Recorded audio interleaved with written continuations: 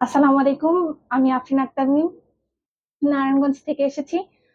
আজকে আমি জাপান এম্বাসির মাধ্যমে আমার কাঙ্ক্ষিত ভিসাটি পেয়েছি। আজকে আমি খুবই খুশি। আমি ধন্যবাদ জানাতে চাই মহান আল্লাহ তাআলাকে। হচ্ছে আমার এক বড় ভাইয়ের মাধ্যমে ইচিবান সম্পর্কে জেনেছিলাম এবং গত ৬ মাস আগে আমি ইচিবানে এসেছিলাম।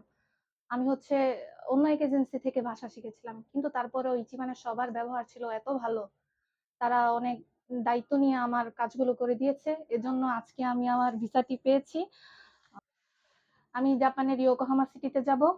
আর জাপান আমার স্বপ্নের দেশ। আর জাপান আমার খুবই ভালো লাগে। এজন্য আমি জাপান চুজ করেছি। জাপান যাওয়ার পর ফার্স্টে হচ্ছে যে আমি ভার্সিটিতে পড়াশোনা করতে চাই। জাপান যাওয়ার পর আমি ল্যাঙ্গুয়েজ প্রোগ্রাম শেষ করে জাপানের ইউনিভার্সিটিতে অটোমোবাইল নিয়ে পড়তে চাই।